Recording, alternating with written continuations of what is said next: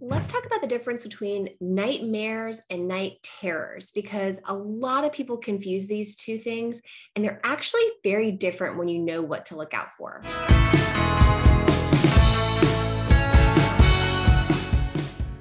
So, with nightmares, when your child wakes up, they may be scared. They may have, they may remember the dream they just had and there was some scary imagery or something creepy was going on.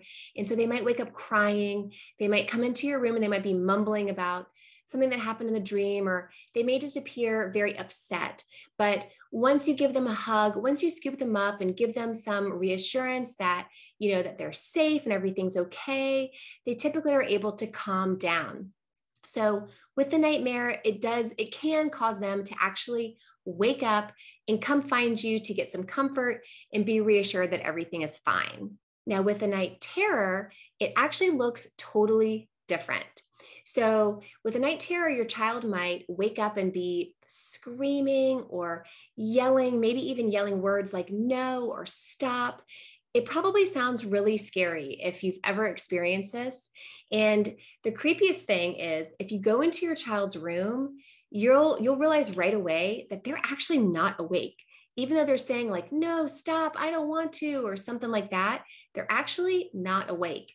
They might be thrashing around on the bed, or they might be walking around their room. But if you enter their room, they actually have no idea that you're there. They don't say like, oh, mom, or they don't come give you a hug. They really have no idea that you've entered the room because they're actually still asleep. And with a true night terror, your kid's going to fall back asleep just as quickly as it started. It might go on for a few minutes, and then as soon as it's over, your kid's just going to lay back down and go to sleep. They don't need any reassurance or anything from you because they're really not awake at all. So there's really two main differences between nightmares and night terrors. The first one is wakefulness. So like I said, with nightmares, your child may wake up and be scared, feel distraught because they just had some creepy images in their mind. And they actually do need some comfort, reassurance, maybe another little tuck in from you to feel safe and get back to sleep. As opposed to the night terror, when your child is actually still asleep. Even though they might appear awake, they're actually still asleep and they don't need anything from you but you to keep them safe if they're walking around their room. But aside from that, as soon as it's over, they're going to go right back to sleep because they were never awake in the first place. The second big difference is timing. So night terrors typically happen in the first few hours after a kid goes to bed, and they happen before midnight. And nightmares, on the other hand, happen in the last third of the night. So that's going to be more at that 2, 3 o'clock time of the morning that you're going to see your kids waking up with some nightmares. So if your kid's waking up scared and you're not sure what's going on, timing can be a big clue.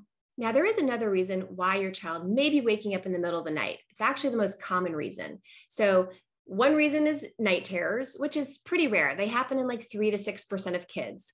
Another reason could be nightmares. And most kids will experience a nightmare at one time or another, but they don't typically happen that frequently. The third reason, probably the most common reason why kids are waking up in the middle of the night, is just because they have poor sleep habits. Because the truth is, when kids can't fall asleep alone at bedtime, they really can't stay asleep alone throughout the night.